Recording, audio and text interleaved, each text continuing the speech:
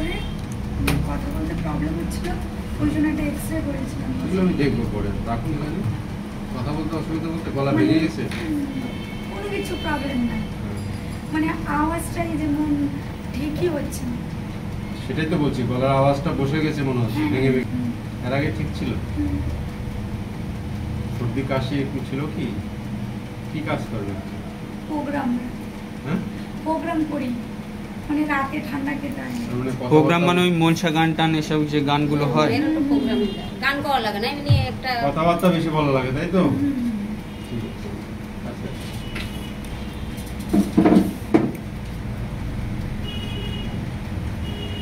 আর দেখতে দেখতে আম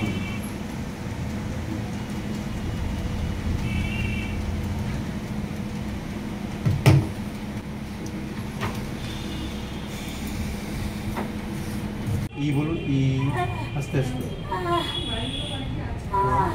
ই লম্বা করে, ই। ঠিক আছে, মোটামুটি ঠিকই আছে। একটু ইয়ে দাও তো।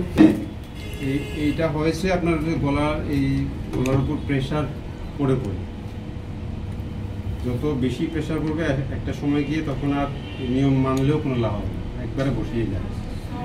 কথা কম বলতে হবে, চিৎকার করে জোরে আওয়াজ করে কথা বলা যাবে না।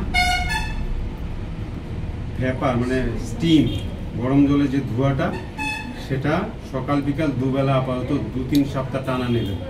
ঠিক আছে, একটু সময় বের করে, বেশিক্ষণ না, 4-5 মিনিটের জন্য। সকালে 4-5 মিনিট, রাতে বিকালে 4-5 মিনিট গরম জল করে ফুটানোর পরে যে ধোঁয়াটা হবে, একটা এই ক্যাপসুল আমি লিখে দেবো, কার্বন প্লাস, ওইটা ফাটিয়ে ওই কয়েক ফোঁটা ওটার ভিতরে যে রসটা থাকে, রসটা দিয়ে তা নাড়িয়ে তারপরে সেটা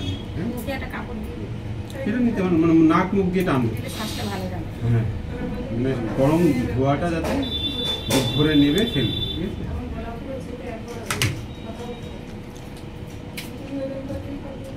আছে, এই নিয়মটা না মানলে এইটা কিন্তু পার্মানেন্ট হয়ে যাবে। এই যে গলা যে ভেঙেছে, না অন্য কোনো অসুবিধা নাই। যেটা আমি দেখলাম ভোকাল কর্ড বলে, ওইটা মোটামুটি ঠিকই আছে, তবে একটু রাফ হয়ে গেছে। রাফ মানে খসখসে, এগুলো স্মুথ থাকে, এরকম থাকে।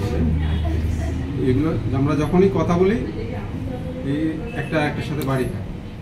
যারা বেশি কথা বলে, যারা পলিটিশিয়ান, যারা গান করে, সবার হয় না, কারো কারো এরকম যারা এই ভোকাল কর্ড বেশি নড়াচড়া করে, তাদেরগুলোই এই সমস্যা হয়। যে কাজটা করে ঠান্ডা খাওয়া লাগে, মানে একটা প্রোগ্রাম, নাচার প্রোগ্রাম, গানটা কম করে, নাচার প্রোগ্রামটা করে, ঠান্ডাটা খাওয়া লাগে, মানে ঠান্ডাটা খেয়ে ফেলছি।